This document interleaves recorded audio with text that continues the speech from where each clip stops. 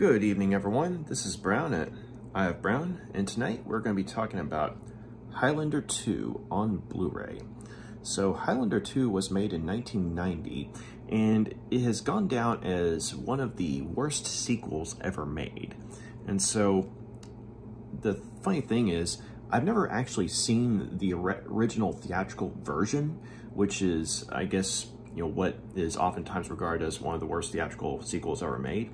But I saw a sort of spruced up version of it called the Renegade version, or the Renegade edition. And so it was one of those things where it was basically the equivalent of polishing a turd. It was a good looking turd, but it was still a turd. And so, fast forward several years later, and with the advent of Blu-ray, the movie was spruced up again. And so on my second time watching it, it was a rather odd experience because it was still a bad movie, but it was a really good looking bad movie. And there were a couple of things in there that, were either legitimately cool or borderline good or straight up funny. And these moments, they stood out in the sense that the movie they were in was crap, but these moments were very much deserving to be in a far better movie. And so before I get into the movie, just a little, quick little recap here. So since this is a sequel to Highlander, which came out in 1986, there may be some spoilers for that movie. So I would recommend either, if you don't have time to watch the actual movie, maybe take a shot at, listening to my review, which I'll put the link to it in the description for this movie. And so that way, if you want to kind of get caught up on things, maybe get my perspective, there it is. But better yet, watch the original movie because it's an awesome movie.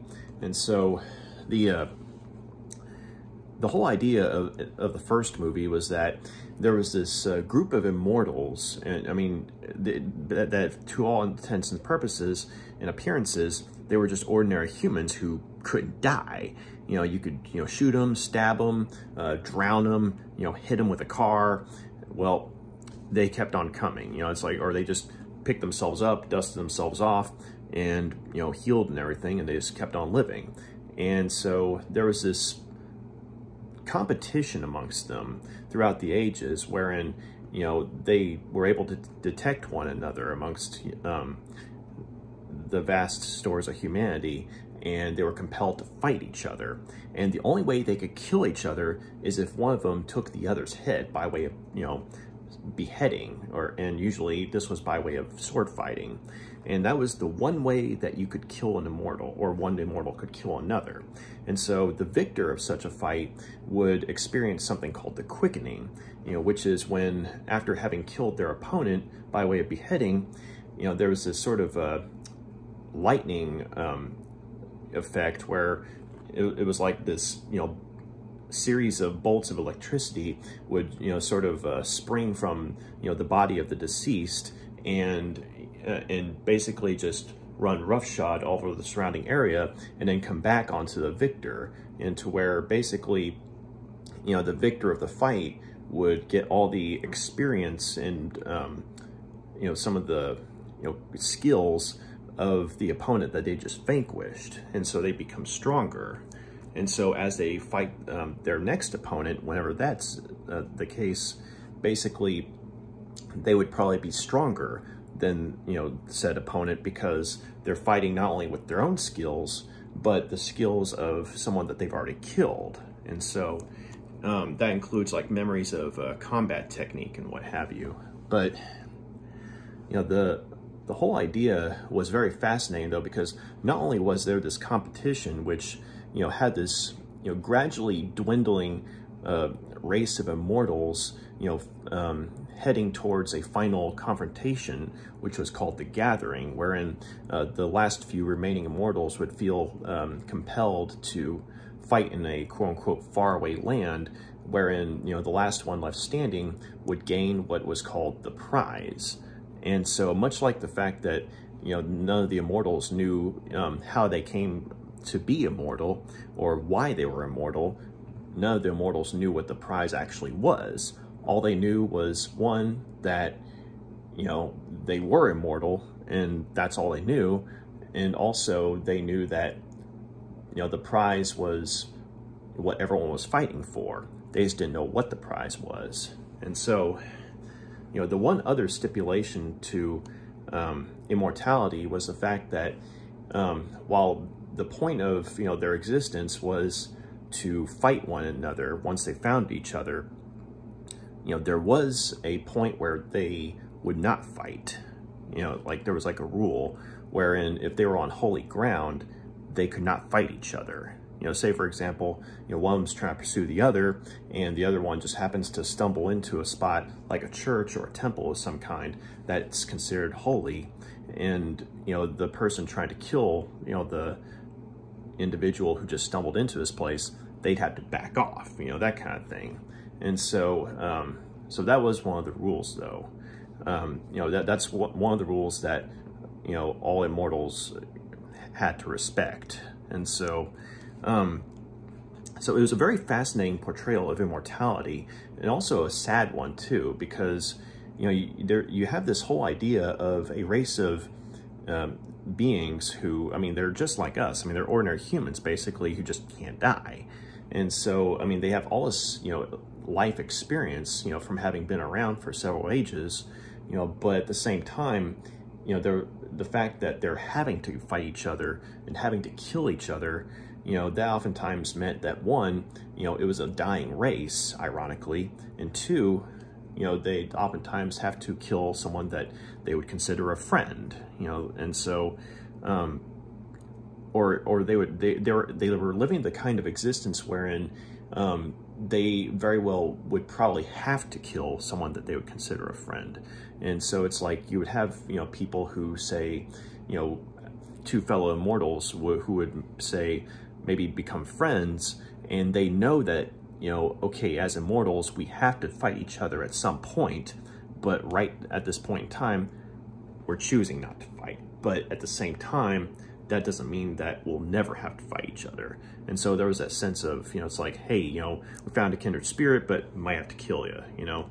And then, of course, you know, you have the quote-unquote evil immortals who just go around and, you know, slicing up the, you know, first immortal they find, you know, just so that, you know, one, they safeguard their own existence, and two, you know, they increase the chances of themselves getting the prize, and also, you know, gaining, you know, the skills and strength and experience of, you know, their vanquished opponents. And so you had, you know, a variety of personalities when it came to, say, the immortals you saw on screen.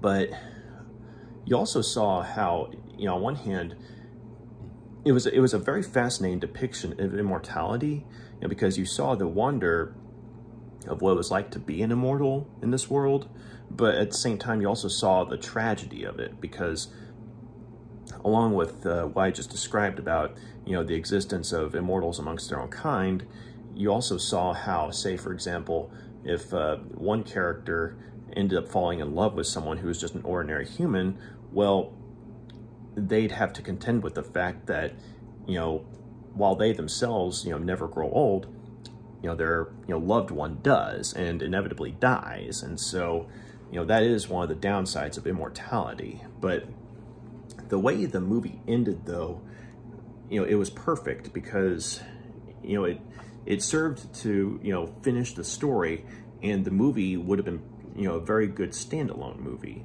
Or the story, you know, would have basically served its purpose. But it turns out, though, that, you know, the first Highlander was very popular, you know, maybe not initially stateside, you know, but, you know, amongst the European audiences, it was immensely popular. And eventually, as far as stateside audiences go, you know, they embraced it as well. And so, you know, the studios were like, you know, hey, this is a happening thing here. And so they tapped some of the, you know, people that were involved in the first movie to, you know, do a sequel. And they were like, well, wait a sec, you know, everyone's dead. Like, as far as, you know, all the immortals are dead except for, you know, one of them. You know, that would be Connor MacLeod, as played by Christopher Lambert. And so, you know, it's like, you know, the story's over. I mean, he was the last man standing. He got the prize. He got to basically, grow old and die like an ordinary human, and he'd be able to, you know, fall in love, have a family, you know, have children with women and what have you. You know, because one of the downsides of being immortal is that, I mean, yes, you can, you know, have intimate relations with, you know, say an ordinary human. Like, say, you know, an immortal guy could have intimate relations with an ordinary human woman, but they'd never be able to have kids, you know, that kind of thing. Well, since Connor MacLeod was the guy who won the prize, you know, basically one of the things that he got was the ability to, you know, grow old as just an ordinary human, and also be able to, you know, potentially father children as an ordinary human too. But he also got, you know, a vast store of knowledge, you know, of, you know, people throughout the world, like sort of like a global intellect. And he was wanting to, say, use this newfound ability to, you know, help other people throughout the world, like maybe help politicians make lasting, you know, positive change, you know, for the planet, as well as scientists as well. And so, you know, the movie, you know, it ended on a high note for, you know, Connor MacLeod's character, and, you know, it was kind of a, you know, one and done story. But with the studio heads wanting a sequel, though, you know, the creative teams, they were kind of like, well, wait a sec, you know, how are we going to do this? You know, because we've already established the rules in the original movie, and as far as, you know, what we've shown, you know, Connor was literally the last immortal left. You know, how are we going to do a sequel to this? And so they said, no, you'll come up with something. And so they did. And so, as the movie was originally released, you know, it was a very chaotic and convoluted story. As it was originally released, it was called Highlander 2: The Quickening. And so it had the director of the original movie, Russell Mulcahy, coming back and, you know, helming the sequel. And you also had Christopher Lambert reprising his role as Connor MacLeod, and you also had Sean Connery reprising his role as, you know, MacLeod's mentor, Ramirez. And so this was especially a surprising development because Ramirez, the character of Ramirez, as memorably played by Sean Connery in the original movie, was quite dead. He was brutally dispatched by Clancy Brown's villainous character, the Kurgan. And, I mean, none could deny that Ramirez was dead. And so when it came out that Sean Connery was going to be in the movie, you know, as the same character, you're like, wait a minute, how the heck is this going to make any kind of sense? And so it didn't, okay? And so the whole idea, at least as the movie was originally released, was that the Immortals were not from this world. Like, they weren't from Earth. They were from another planet entirely called Zeist, wherein, you know, they, I guess, were a humanoid, you know, alien species. And as the movie was originally released, you know, this world, Zeist, was embroiled in a civil war wherein the characters of Connor MacLeod and Ramirez, who oddly enough still had human names on this alien world in their original alien identities, were involved in a rebellion against an evil ruler on this planet called General Katana, as played by Michael Ironside.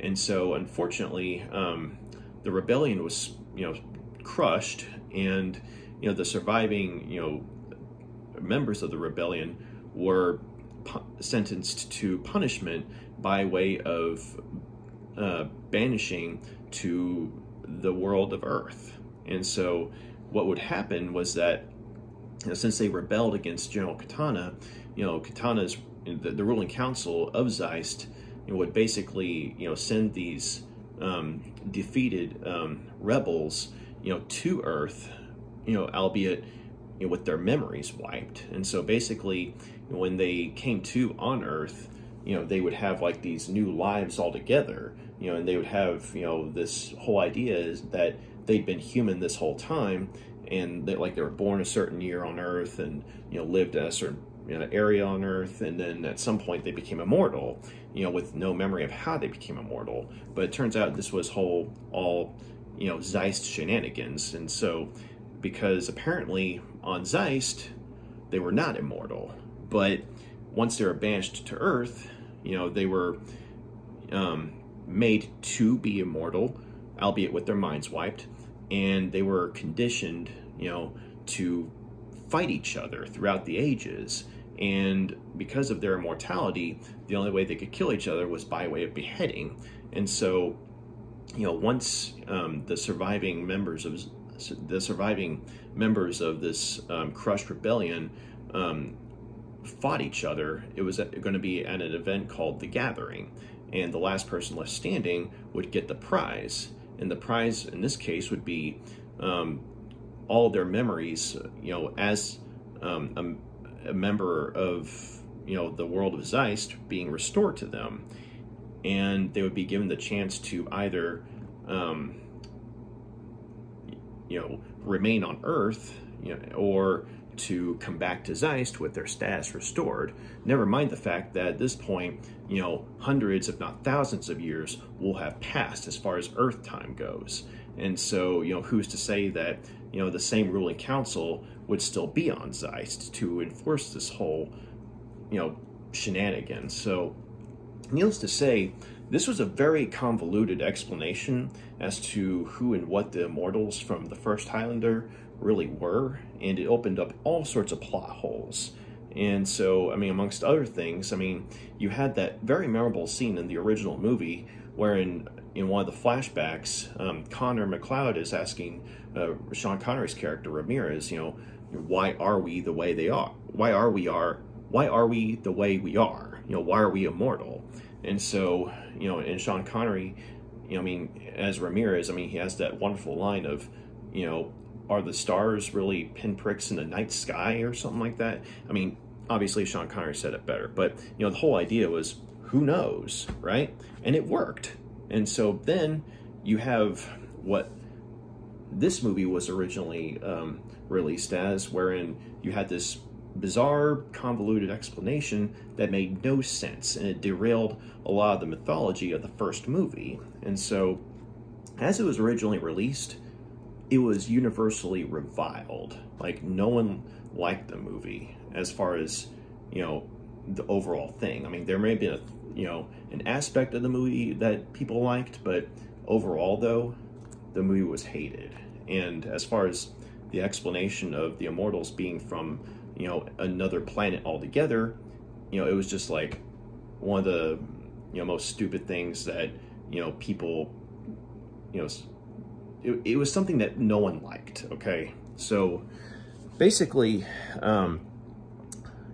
as time went on after Highlander 2 was originally released, there was like a TV series that came about with Adrian Paul as a member of, Connor MacLeod's family, Duncan MacLeod. And so, the TV show kind of salvaged, the reputation, for the Highlander mythos.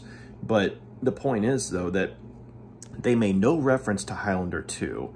And when another theatrical sequel came about, Highlander 3 and, Highlander 4 after that, none of the theatrical sequels nor the TV series made any mention of Highlander 2. Basically, it was so reviled that even though it's called Highlander 2, and even though there's a Highlander 3 and 4, no one acknowledged its existence in universe, okay? It's like it never happened, okay? So, then something strange occurred.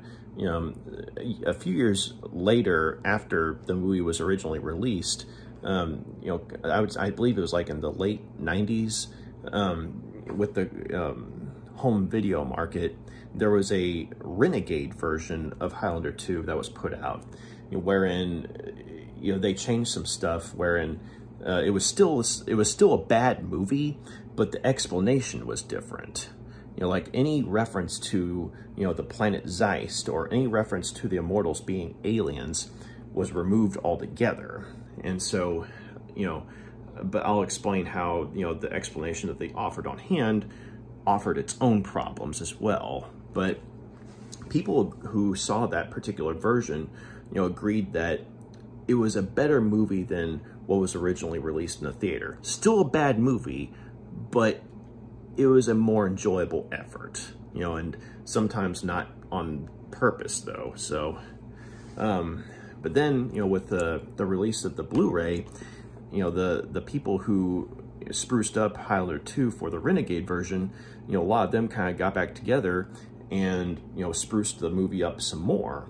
And so basically what you have with the Blu-ray is the best possible version of a really bad movie. And so when I watched this, because I'd seen the Renegade version a long time ago with my dad, like we'd rented it from Blockbuster, and you know, we had a fun time watching. It was a bad movie, but we had fun watching it.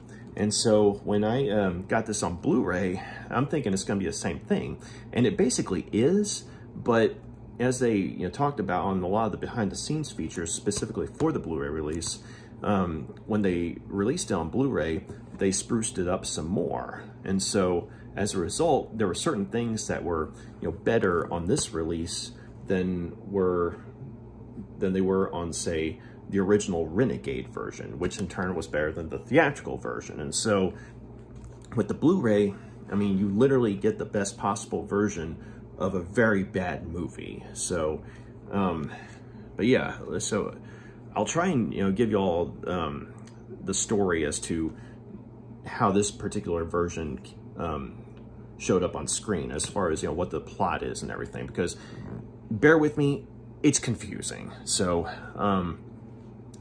okay, so following the end of the first Highlander movie, Connor MacLeod, as played by Christopher Lambert, was the last immortal standing, and having received the prize, he basically got to, grow old and die like an ordinary human. And so the movie starts off in the year 2024, and Connor MacLeod is an old man, approaching the end of his life. And Earth is unfortunately experiencing a bit of an environmental upheaval, in the sense that long before the movie started, there was an environmental catastrophe wherein, due to man's industrialization and polluting of the planet, the ozone layer collapsed. And so basically, the sun was just ravaging the population of humanity.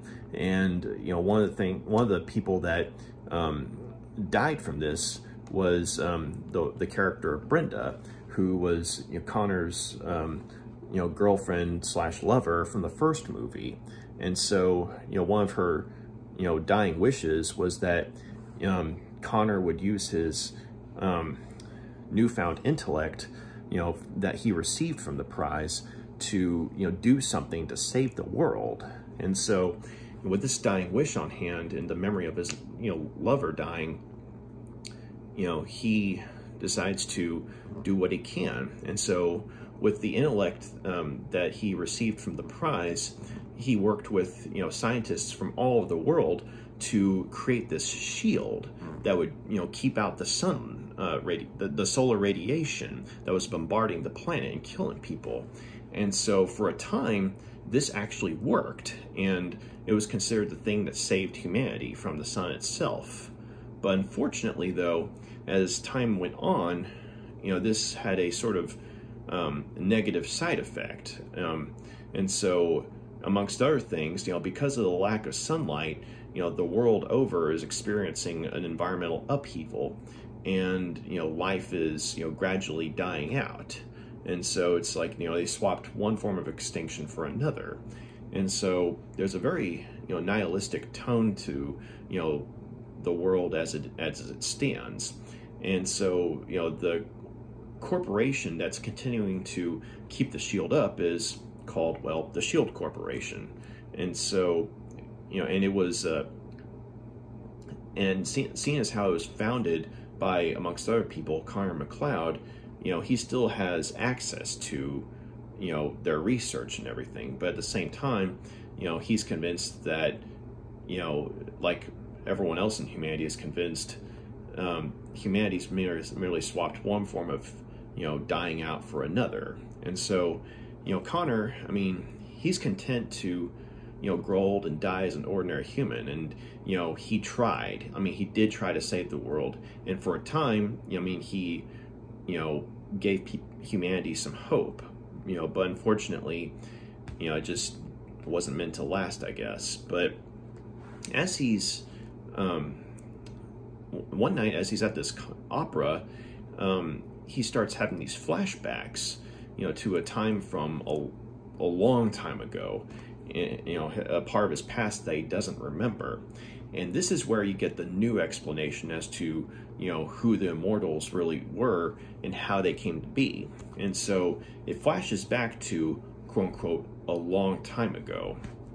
And so here we find out that the immortals are, in fact, members of, I guess you could say, a technologically advanced civilization of humanity, that predated, say, like Cro-Magnons, And so, basically it's like, you hear about all sorts of sci-fi stories, that have these lost civilizations of Atlantis, having, sorcery and technology and things like that. Well, it's kind of like that. And so, basically this, branch of humanity, I mean, they had magic and technology. And at this point in the past, there was a ruling body that was that was under the power of a man named General Katana, as played by Michael Ironside. And so there was a civil war amongst this branch of humanity, and unfortunately the rebellion was crushed. And so MacLeod and Ramirez, as played by Sean Connery, were both leaders of this rebellion. And Ramirez had used some sort of magic to basically bond himself to Connor. So even if one of them died, the other one would still be able to summon the other down the ages if they needed their help. And so, it's kind of like a spiritual, Twilight bark, if you will.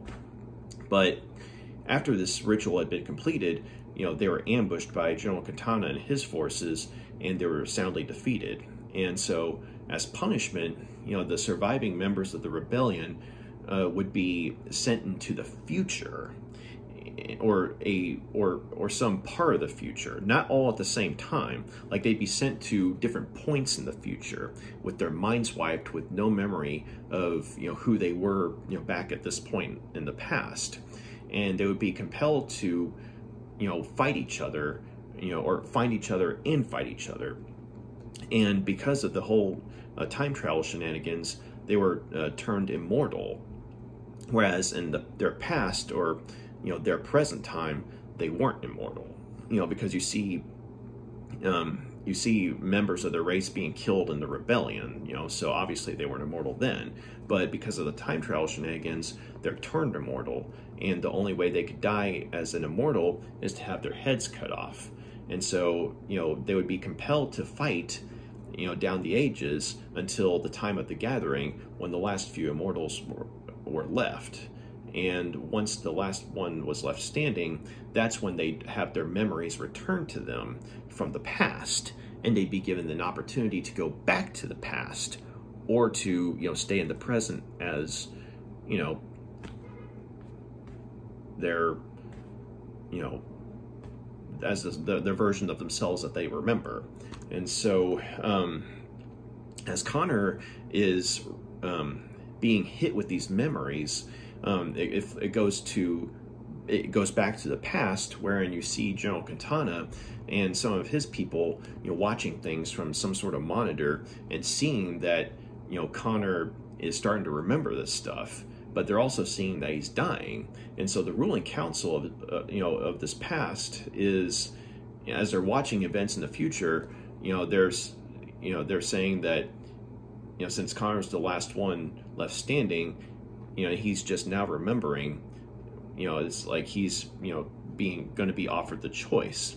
And so General Katana, he's not wanting a potential uprising to occur again. If Connor MacLeod gets his memory back and chooses to come back to the past, obviously he and Katana aren't going to be on the best of terms.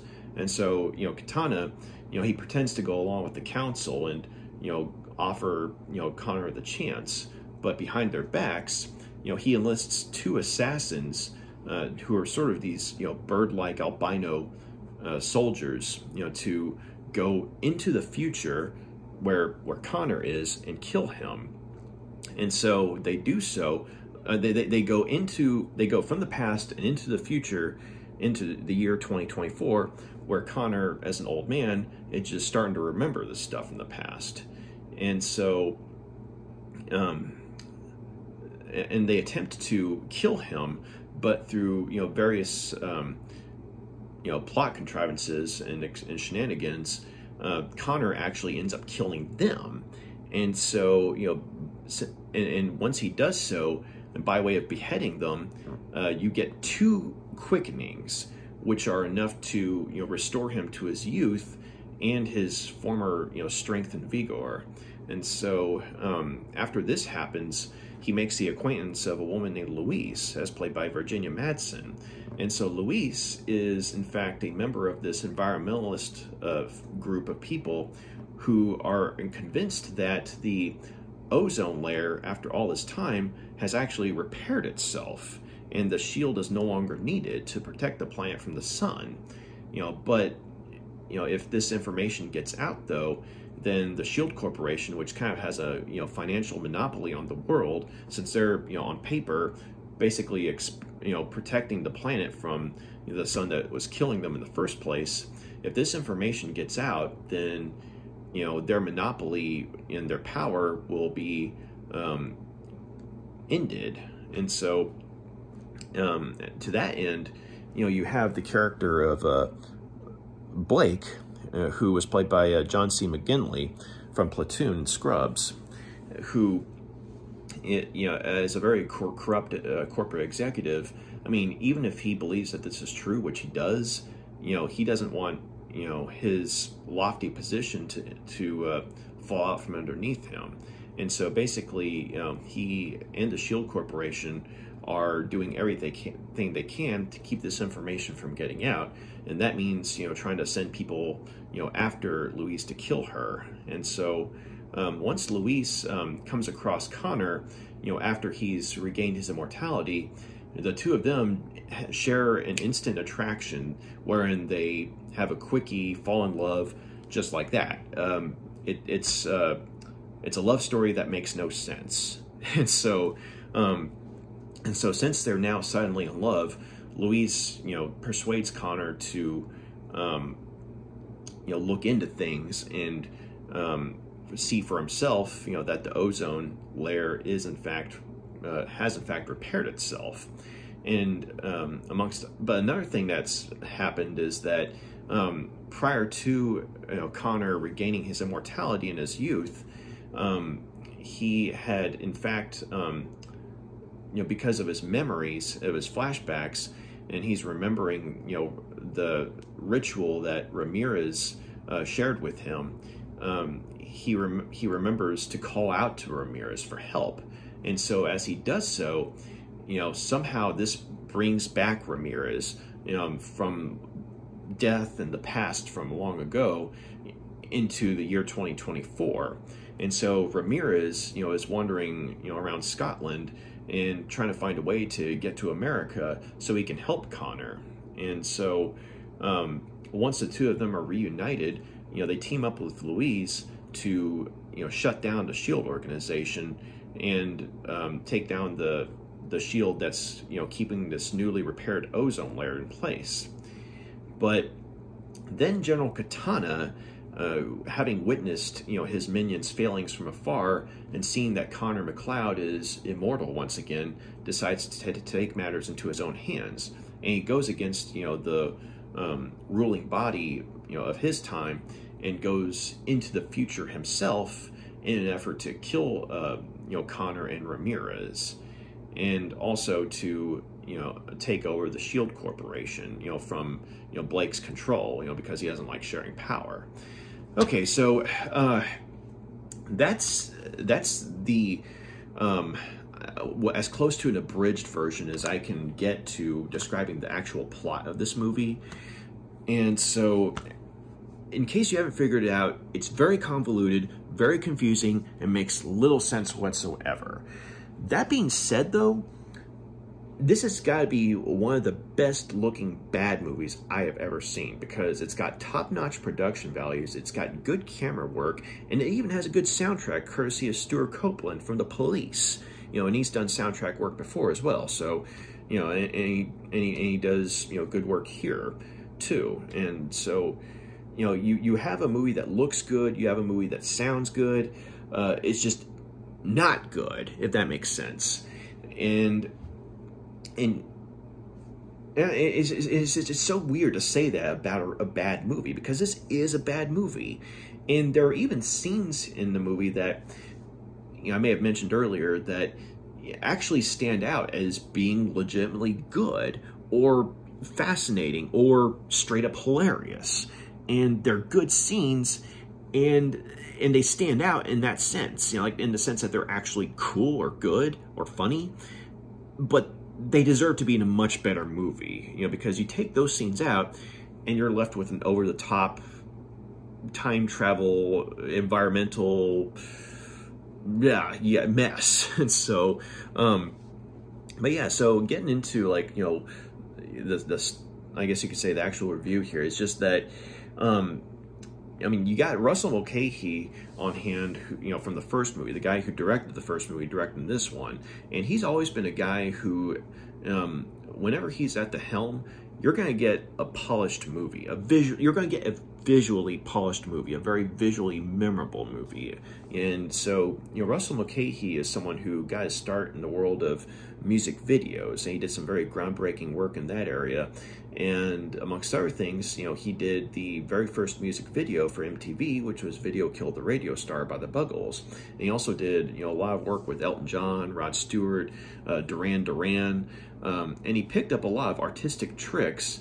And when he did his first theatrical movie, which was a pretty cool Australian environmental horror movie called Razorback, which I would recommend checking out, and I actually did a review for that, and I'll definitely put a link to that review in the description below, as well as that of Highlander.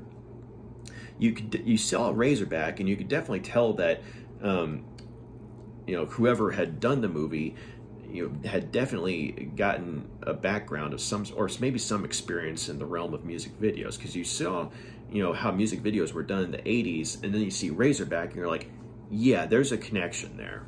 And so, Russell Mulcahy, when he did Highlander, a lot of those, pioneering tricks that he did in his music video work in the movie Razorback were further refined.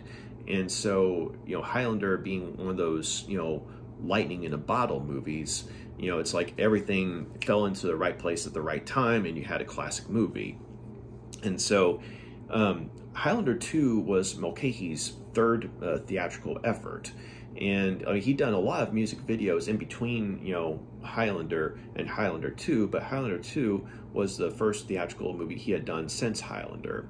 And so while Highlander was basically the movie that cemented his status as, sort of, this, lavishly artistic filmmaker, Highlander 2 sort of, tanked his reputation for a time.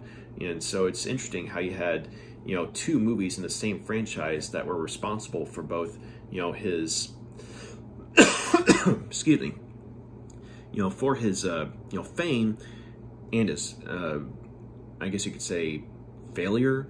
Because failure is too strong of a term, because, Highlander 2 is a failure, but Mulcahy, he did work beyond these two movies, and that, showed that he still had what it took to, turn in a good film, or at the very least a visually polished film. But, so yeah, you watch Highlander 2, and a lot of Mulcahy's, visual tricks, especially when he's working with a good director of photography, you get a visually polished movie. And so, you have no doubt that at the very least, the person who, who directed the first Highlander was behind the sequel. And so there's consistency in that regard. That being said, it is also neat to see Christopher Lambert I want to say Lambert or Lambert. It's kind of hard to say, so I'll just go with Lambert. It was cool to see Christopher Lambert reprising his role as Connor MacLeod. And as bad as the movie was, I mean, this is a character that he has down.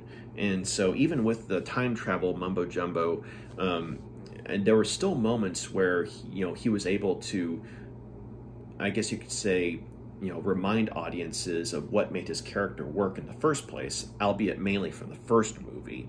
But there are moments, though, where, he's remembering things, or he's recounting, something tragic to Louise, and, you see that there's a genuine sense of loss, from what he's remembering, and so, that was something that he was able to do very well in the first movie, and there's a scene or two in this movie that, shows that Christopher Lambert can still do that. And then you have Sean Connery's character, making a return. And even though his return, makes no sense whatsoever, considering that he was most definitely killed in the first movie, way back in, 1500s, I think it was, by Clancy Brown's villainous character, the Kurgan. So yeah, you have him, being brought back as having been, say, a sort of, sorcerer / leader, that was a comrade of Connor MacLeod's in this, long ago ancient civilization of Earth. And so the fact that he's brought back, simply by, Connor as an old man, calling out for him as he's starting to remember his past. I mean, you have a series of scenes where, Sean Connery in full-on ancient attire, is wandering around present day and, seeing the sights and sounds of the future and being very bewildered by everything. And you have, legitimately funny scenes, like when he materializes, when he comes back from having been summoned by Connor, he materializes in this production of William Shakespeare's Hamlet, and he basically upstages the whole show, simply because he's trying to figure out, what's going on and where is he and all that stuff. And, the actor on stage, he's doing the whole "alas, poor Yorick" bit, he's talking to the skull as Hamlet, and, this Scottish looking, or this Scottish Spaniard looking dude is just materialized out of thin air and is badgering him about, where am I? What is this? And all this stuff. And so the Hamlet actor's, trying to play it off and everything. And finally he says, piss off. and that's when he realizes, oh, I'm in a play, forgive me. And basically, I mean, he just upstaged the whole, show, right?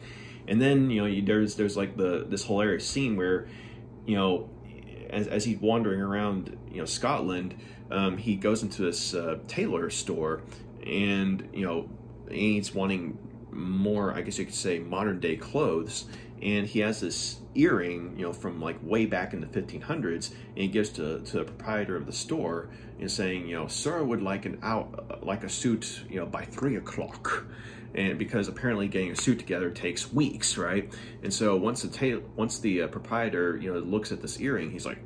And you have this, hilarious montage of everyone working overtime to get Ramirez this suit. Like, they're fitting him and everything. And they're even bringing out whiskey and brandy for him to drink. And they're giving him a cigar and to smoke while he relaxes and everything. And you have to see it. But it's a hilarious scene. And Sean Connery just kills it. And like I said, there are scenes in this movie, and there are aspects of this movie that work. And as brief as they are, they work, but they just belong in a much better movie, And of course, I mean, you have, prior to, Ramirez, coming back and making coming back into, contact with, Connor, as he's, he's on an airplane at one point, like a DC-3, a passenger plane, or being used as a passenger plane, and like they're watching this air flight safety video, and basically it's showing everything going wrong, in a plane crash, and and also using the exact same plane that the passengers are on at this very moment. And so Ramirez, he's watching all this, and he's like, my God, because here he is on a DC-3, and in the video you see a DC-3 crashing, and the instructor in the video sounds so cheerful about the whole thing, and so you had these hilarious scenes that. And Sean Connery, I think, had an idea of what kind of movie he was getting into, and he just decided to have fun with it. And so as a result, he ends up being arguably the best part of the movie, because, one, it's Sean Connery, and two, it's Sean Connery having fun.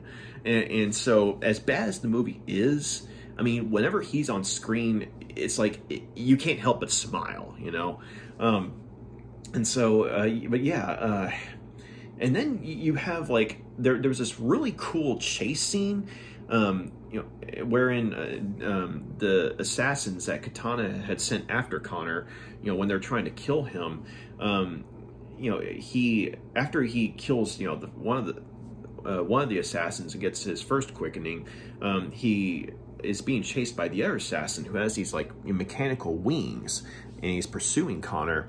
And so Connor, he gets his hoverboard that he finds laying about, and it's like we're talking Back to the Future 2 style, chase, like when Marty McFly, is played by Michael J. Fox, and he gets the hoverboard in Back to the Future 2. Well, Connor MacLeod gets a hoverboard here, and so you have this really cool chase scene wherein Connor MacLeod is on the hoverboard being chased by the remaining assassin who's got this harness of mechanical wings flying after him. And the thing is, you could tell that this is done in such a way to where seeing as how this is 1990, this is not CGI. Like, there are real props, real mechanics at work here. And on the behind the scenes features on here, you find out that not only were real people being used in this chase scene, but Christopher Lambert himself was actually on the hoverboard. And now granted, they're using wires to make everything work and everything. Like, they're using wires to tow the hoverboard around and tow the assassin around and everything. But the fact that Christopher Lambert himself is doing this and not a stunt person, that's actually pretty cool. And so you see the scene on screen, and it's literally like, as bad as the actual movie is, it's a legitimately cool chase scene, involving some very well done pre-CGI special effects, and so yeah, it's like you have these legitimately cool or funny moments that by themselves actually work rather well, but unfortunately they themselves don't make up the whole movie. The rest of the movie is one big mess, a good looking mess, but a mess nonetheless. And so that's where here's where we get into the problems of the movie, which, oh boy. So not only does it contradict and open up so many plot holes for the first movie, but it just by itself, I mean, whether you're going with the Zeist explanation with the original theatrical release, or the time travel explanation with the Renegade version in the Blu-ray release, I mean, it's a mess either way. But you also have a love story that makes no sense whatsoever. And Virginia Madsen is a very good actress. Okay, I mean, I loved her in Candyman. In Mr. North. I mean, very good actress, right? So, but and she looks great here. But yeah, her character though, I don't know. It's just. On one hand, you got the whole environmental aspect to the story, like, freedom fighter / environmentalists, which, in the setting where everything's over the top, they themselves come across as over the top in their, eagerness to, take down the shield and, what have you. But the thing that doesn't work with her character is the fact that there's this instantaneous attraction, which in turn leads into this instantaneous falling in love with Connor MacLeod, and it kind of goes both ways. and it's like the two of them meet, they see each other, and then next thing you know, they're, Connor's plowing her against the wall after he's become immortal again, and this is without even having said hello or anything like that. Now, granted, she was trying to recruit him, to her cause, prior to him becoming immortal, prior to the assassins finding him. Because at that point he was still an old man, and since he was the guy who, basically was responsible for the shield being put up in the first place, she was trying to convince him, that, hey, this shield needs to be taken down. So there was a reason that she was, trying to see him in the first place. But it's like, once he becomes immortal, it's like suddenly, okay, I'm gonna bone you now, and he just literally just bones her against an alleyway wall. And I mean, yeah, it's like right after that, it's like, boom, they're instantly in love and everything. So you compare that to, the love story in the first Highlander movie. I mean, you have, his wife Heather, who, was the character who you sadly saw, pass away due to old age, and, Connor realized that, yeah, being immortal can, definitely has its downside.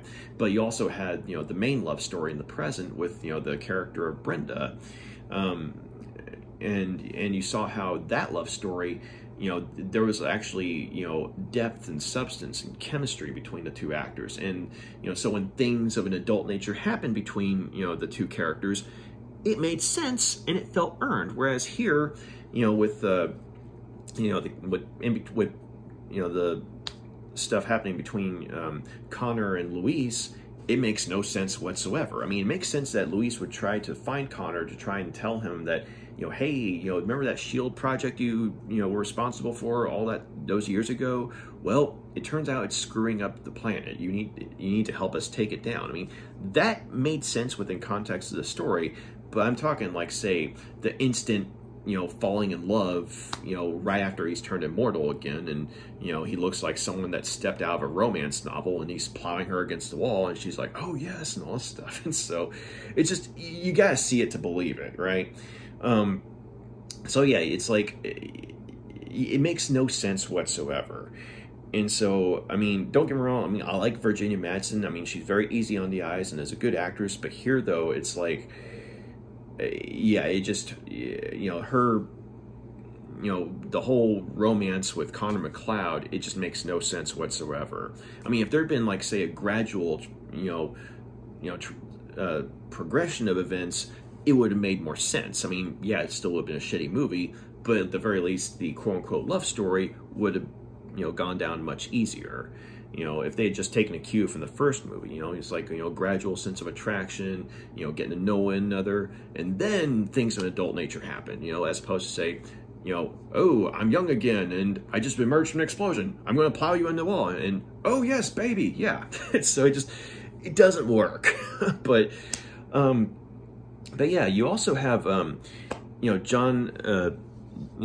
C. McGinley's character, who, I mean, he himself has gone on to record to say that, the reason that his character, the reason he played his character so over the top was because he was trying to imitate Orson Welles, but, obviously the results speak for themselves, and it turned out to be a very bad idea. Like, I mean, yeah, Orson Welles is kind of the GOAT when it comes to, filmmaking in general, I mean, Scorsese learned from him, all these people learn from Orson Welles and are inspired by Orson Welles. But when John C. McGinley was trying to quote-unquote channel Orson Welles, it didn't work out. And you have this villain who basically comes across as an over-the-top evil, mustache-twirling, corporate executive. And it's like, I haven't actually seen, the show Scrubs in its entirety, but I've seen a couple of scenes with John C. McGinley's character on that show. But imagine, say, the more comedic moments with his character, but then, imagine that's the main villain of your movie, okay? Except he's not a doctor, he's a corrupt corporate executive. And it's like, that's not the kind of, person you see, being, one of the primary threats of a movie. And so yeah, I mean, it's kind of fun to see John C. McGinley sort of cheesing things up, I mean, even if it's not intentional. But and also, yeah, he dies in a very unique way by way of having his nuts crushed by Michael Ironside's character and then chunked out of a billion-story window. So I mean, there is that. And speaking of Michael Ironside, okay, so Michael Ironside as General Katana, yeah, his character, oh boy. On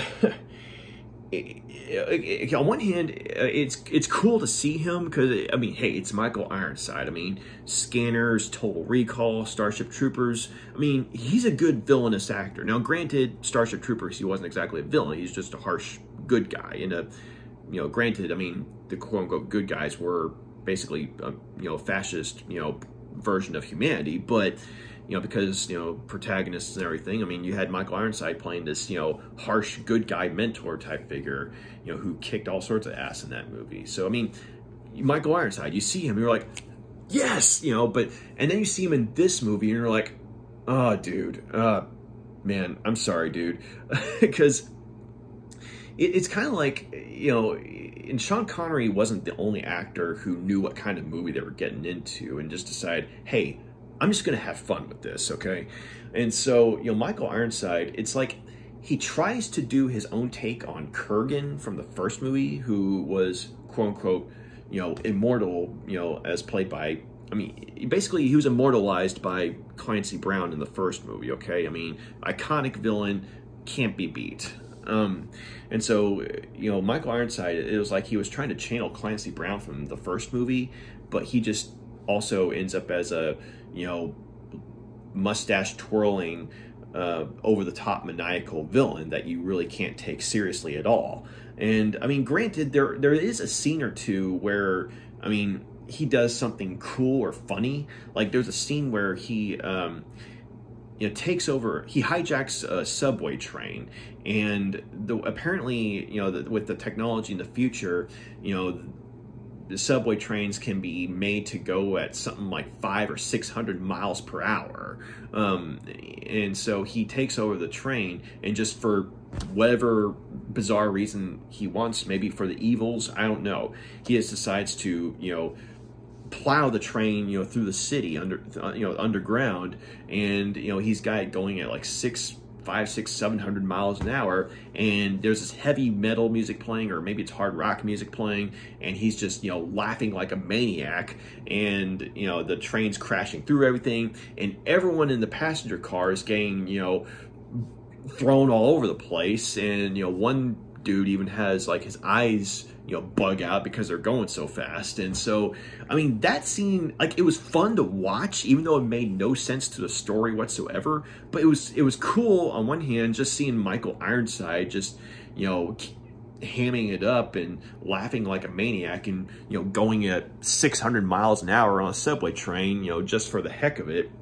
And it was like that, I guess they were trying to, replicate the scene in the first movie where Kurgan, after having kidnapped Brenda's, starts, going, 90 miles an hour on, on a city street, down the wrong way on a city street, while, Queen's playing on the, on the radio. So, I mean, you get that, awesome, New York version of New York, New York that I only hear a snippet of, but I mean, it's a memorable scene from the first movie, and it's like they were trying to replicate that with this, subway hijacking.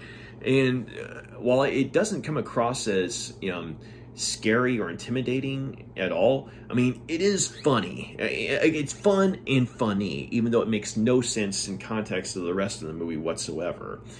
And he, much like John C. McGinley's character, Michael Ironside plays Katana as a mustache-twirling villain who's very over the top and has, very little to no nuance whatsoever. But, I mean, and then apparently, though, Michael Ironside, though, like, one of the reasons he took the role was because it's like, well, I've never played, a villainous barbarian before, who wields a sword, and so, I'll take it. And so, yeah, I mean, that was the main reason he took the role. He wanted to play a, bad guy barbarian. But yeah, so I mean, much like, I mean, he and John C. McGinley's characters, I mean, they're very over the top and campy, as villains, and so you really don't take them seriously at all. Although, like, they might be fun to watch on screen simply because they're hamming it up so much. I mean, they just don't hold a candle to, say, someone like Kurgan from the first movie, who, I mean, yeah, he could, ham it up, but at the same time, he was a legitimately terrifying villain. And you did not forget him. Like, he was a very menacing character, whereas, Katana and, Blake, they were just like, oh, guys, that kind of thing. But also, I guess just there were a lot of editing errors as well. And even with, say, sprucing things up on Blu-ray, there are a couple of scenes that you feel like were shot out of order.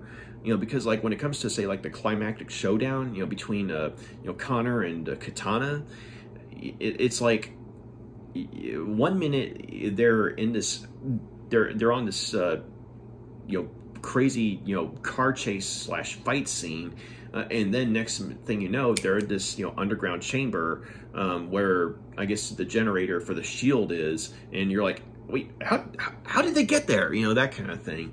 And that's another thing. It's like there are a lot of scenes that happen like that. We're like, well, okay, if they were here in the first place, how did they get there? That kind of thing. And another funny thing, though, is that some of the characters in the movie, kind of lampshade the stupidity of the plot, themselves. I mean, you have, like, for example, you have, Virginia Madsen's character, trying to, make sense of what Connor is telling her about, who he is, who he really is, and how he came to be, and everything, where he really came from. And so it's funny, she's like, let me get this straight. So you came from this place, but you came from that place, but you were sent to this place. But now that, you remember that you came from, that place, you've got people coming from that place to kill you in this place, stuff like that. And then you also have, when Connor faces off with Katana at one point, he's like, dude, I was already an old man. I was going to die. All you had to do was wait it out, man. I didn't have much longer to live, but since you sent 2 bozos after me to try and kill me, well, it kind of, I end up killing them and I become immortal again. So now, yeah, you have to kill me. So, whereas you could just waited it out and I would have died of old age, and then you wouldn't have had to worry about having another, obstacle in your quest for power.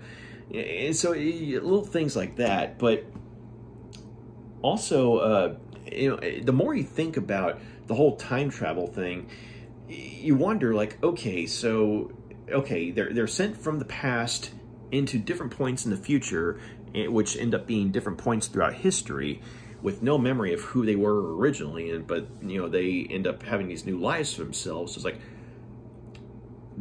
okay, so how do you explain them, say, having been born, like have been physically born? Because, I mean, like in the novelization of the first movie, for example, I mean, they go into detail that some of the characters, I mean, they were literally born, from, like, they came out of a woman's womb and stuff like that.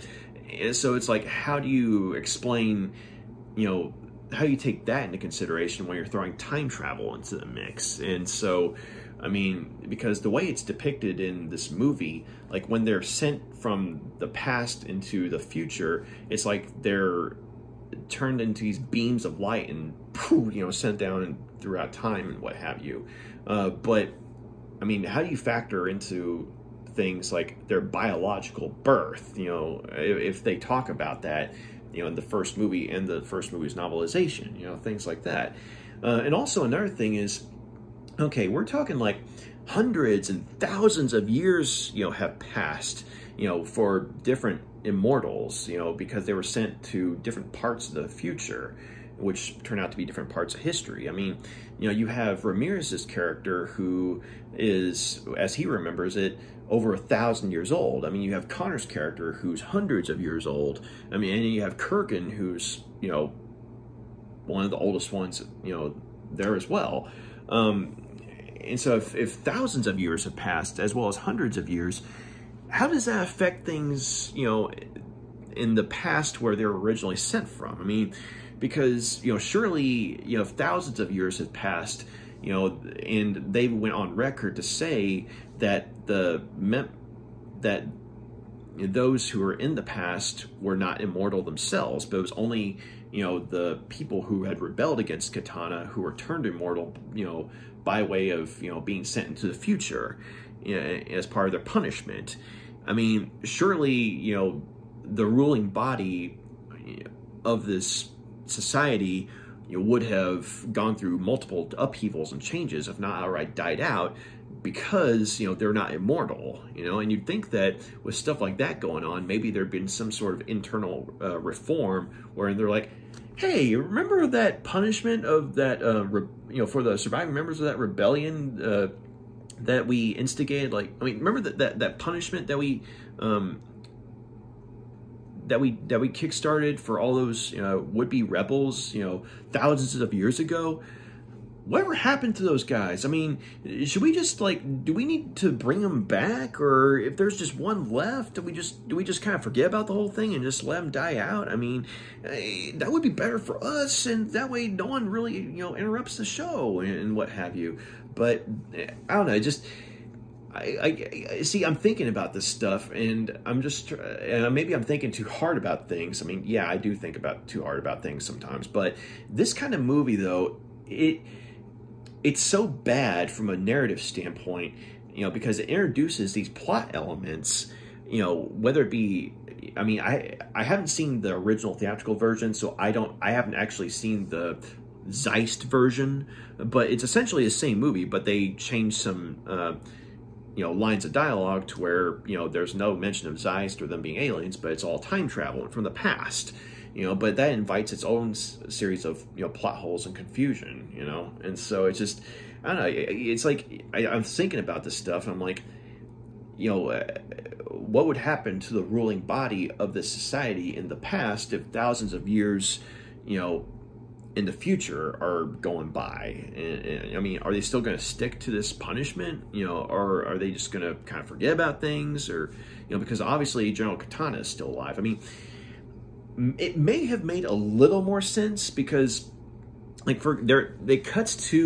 couple of scenes cut to Katana in the quote unquote past, wanting to, he's talking to the ruling body and insisting that, they kill Connor in the future, but they're saying no, by the rules of the punishment, he is the victor, and we will stand by our ruling, as in give him the chance to either stay in the future and die as an old man, or come back to the past and reclaim his status, right? And so obviously they're able to somehow keep an eye on things, but maybe if they'd gone into some sort of detail or some sort of explanation as to how, maybe just a line of dialogue saying that time works differently for the people in the past, or just because thousands of years have passed for, say, the immortals in the future, maybe only a few months have passed for the people in the past, that kind of thing. They could have done the time travel paradox, bits of dialogue, and that at least could have offered some sort of explanation as to, I guess, I don't know, it would have made the time travel bit maybe a little easier to swallow, if it showed how there was an impact, or if it showed that there was a way that it affected things in the past and vice versa, that kind of thing. But yeah, all in all, though, it's just, it's a bad movie, but it is perversely entertaining. It's a movie that it borders on being so bad it's good, but then it goes right back to just being straight bad, because it's like I mentioned, you have these scenes that stand out as actually being good, or at the very least memorable. Like the hoverboard chase scene, that was actually cool. Sean Connery walking around in the present day, hamming it up. I mean, that was hilarious. Whenever, Connor MacLeod is, remembering something, from his past, like remembering, a loss of a loved one, or he's describing to Louise, what it was like to see the sky before they put the shield up. I mean, those were actually good moments, but those moments, one, they didn't last, and two, they were few and far between. And so, as a result, you get these good moments that, that poke through every now and then, but in a very over-the-top, really bad movie. And so you watch the movie, and you're probably going to have a good time watching it, but not because it's a good movie, but just because it's like, oh God, this is like one of the worst things I've ever seen. I mean, it looks cool and everything, but it makes no sense whatsoever, So, yeah, I'm going to go ahead and give Highlander 2 2 out of 5 stars. Simply because, like, it's a bad movie, but at the same time, it's a perversely entertaining one. Like you cannot mistake this for a good movie at all, but you do have a fun time watching it. But it's not a good movie, okay? So, hence, still as much fun as I had watching it, it's still a low rating, because it's, if I give it 3 stars out of 5, that would imply that it was on some level a decent movie or something like that. But this was not a decent movie. It was a bad movie. So, okay, so, real quick though, we'll talk about like the special features and what have you, because the thing about the special features for this movie, or for this Blu-ray especially, is that they tend to be a more fascinating story, or they tend to make up a far more fascinating story than the story of the movie itself. Like how the movie itself came to be is a fascinating story.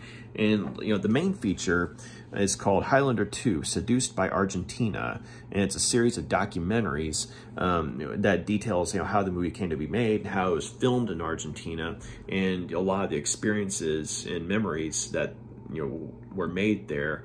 And it sounds like, as far as, making the movie itself goes, it was a wild experience, sometimes dangerous, sometimes fun. And one of the things you find out, amongst others, is that, the reason that Virginia Madsen, took the role was because, hey, she'd never been to Argentina. So, boom, there you go. But you also find out that at the time this movie was made in Argentina, Argentina was going through a lot of political and economic upheaval.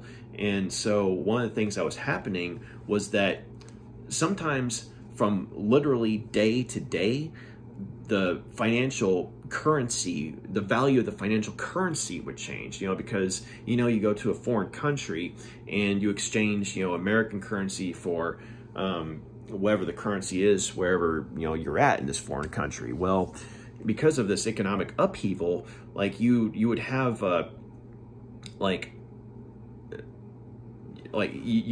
you would have to exchange your currency, right? But then you'd have it to where the people in Argentina would place more value on the American dollars, and so you would have people who would literally have to buy their own money. Like they would literally have to buy copies of their own money, just so that way they could spend the money, because the people in Argentina, because the people that they were working with would place more value on, the American currency than their own currency. And so you'd have these little stories of how, there were these big duffel bags full of American currency, but being guarded by, dudes with military rifles, that were employed by, the people making the movie. And like, they were Argentinian people, but they were, military / bodyguard people that were being employed by the people making the movie. And so another thing that you find out, though, is that, Russell Mulcahy and Christopher Lambert and a bunch of other people, they wanted to have their names, like they initially wanted to do the movie because, I mean, on one hand, they really liked, the first Highlander movie, and they wanted to do a good sequel for the, for it. But as things got more and more out of control as far as, say, the actual story and the making of the movie goes, you had Russell Mulcahy wanted to take his name off the movie, but he had to keep it on because he'd be in violation of contract. And Christopher Lambert, as things were getting more and more out of control as the movie was starting to be made, he was like, you know what, I don't think I want to do the movie. Can we just take me out of it? And they're like, no, you have to be in it, contract. And so one of his stipulations, though, was like, okay, if I'm going to be in this, I want Sean Connery to be back in it. And so that, they're like, well, wait a minute, how does his presence make any sense? I mean, he was quite brutally dispatched in the first movie. And so, and you kind of get the idea that on Christopher Lambert's part, on one hand, he and Sean Connery had genuinely become friends when they were working on Highlander together, but and he was really looking forward for an excuse to work with him again. But at the same time, Sean Connery was a very expensive actor to work with, to have in your movie at this point in time, and so maybe this could have been a point where Christopher Lambert was saying, wait a minute, if I insist on this as being a condition for myself being in this movie, they won't be able to meet his financial requirements. That means I won't have to be in the movie. But then, well, sure enough, they said, done. And they got Sean Connery in the movie. And you get the idea that maybe Christopher Lambert was like, damn it. But hey, I got to hang out with Sean Connery again. So, and so, yeah, I mean, you find out how Sean Connery, that's how basically the main reason that Sean Connery was brought back into the movie. And I liked how, I forgot her name, but she was, I think she was like one of the costume designers, or costume department people or something like that. And in the documentary, she's reminiscing about how, she got to actually, hang out with Sean Connery. And this was someone that her mom had the hots for. And, and they were at this restaurant one night, the cast and crew, and she got to actually meet Sean Connery. And he waltzed with her on the dance floor. And she was like, a young lady at the time. And she was talking about how, I'm just, she was just starstruck, okay, and so and she's looking back on it, and she's saying how it's definitely a happy memory that she has, not only for her life in general, but from her experience working on the movie. And so she's like, Mom, I got to dance with Sean Connery. And so it's like you get these nice little stories like that. So I mean, yeah, it's definitely a more fascinating story how this movie came to be than, say, what the story of the movie itself is.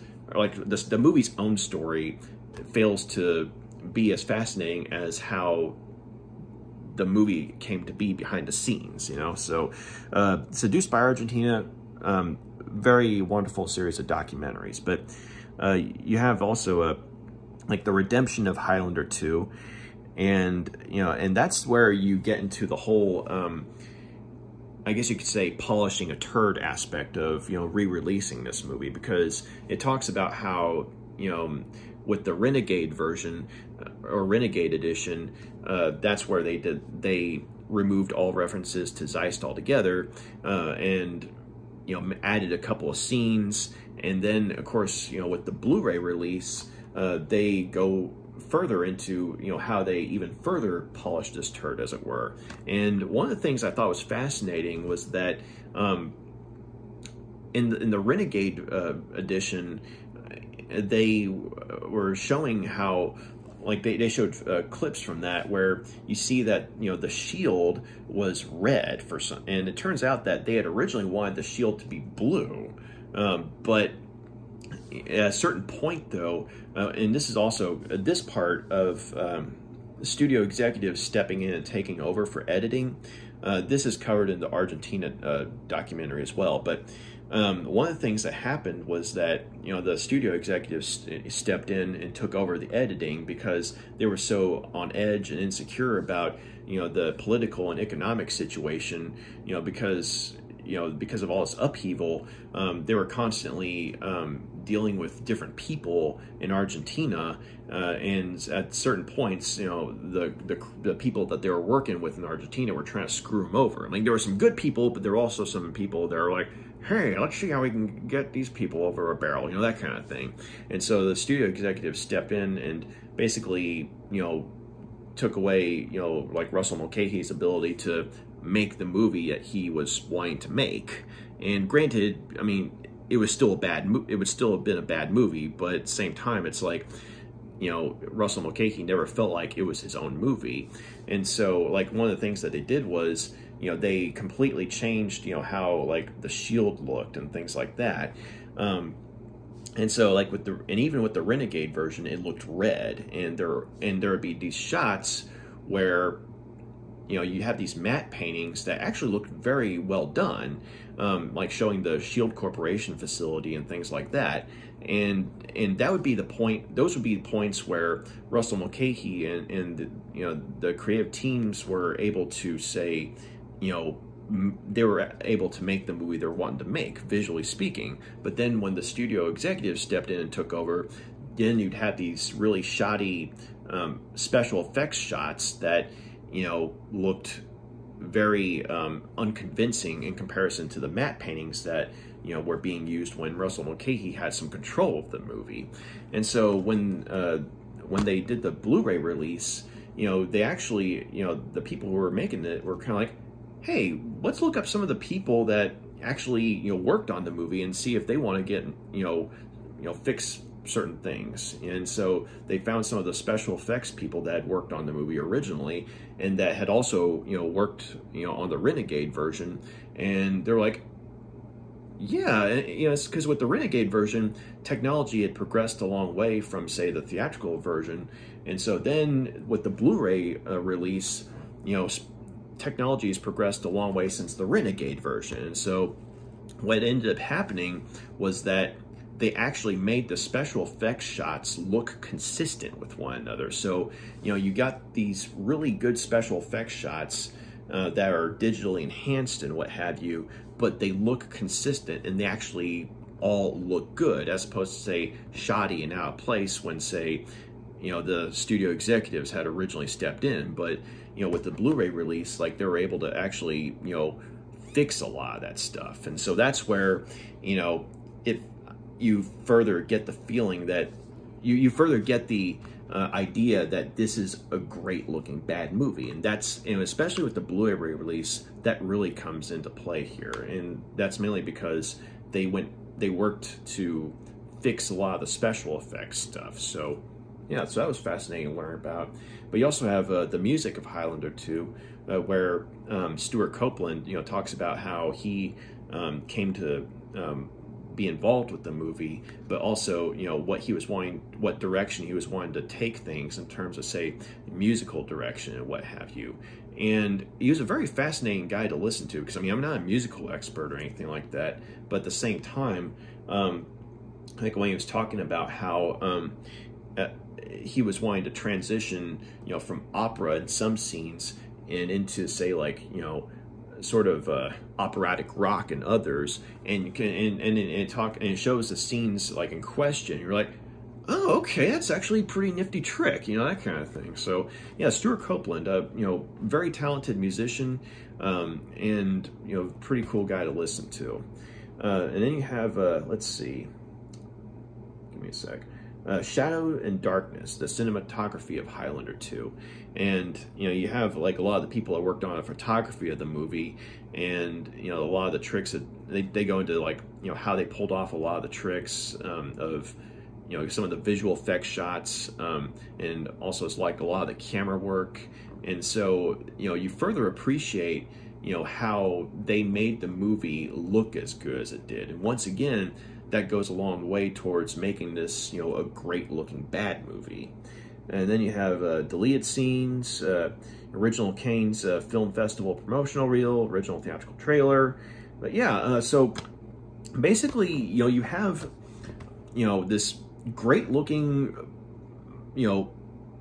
highly amusing, really bad movie, to watch.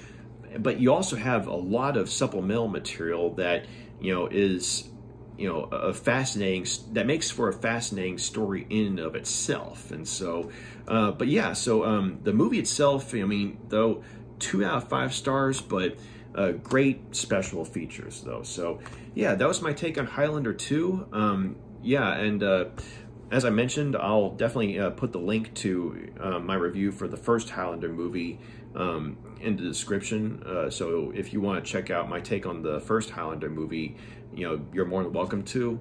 But at the very least, I mean, failing that, if you haven't seen the first Highlander movie, check it out, because that one was actually a great movie, whereas this is just oh god, it's like it's bad, but it's somewhere between bad and so bad it's good, so but yeah, definitely check out the first Highlander movie. But if you want to like have one of those mystery science theater type nights, check out this movie. So but yeah, thanks for sitting with me, taking the time to check out my take on Highlander 2.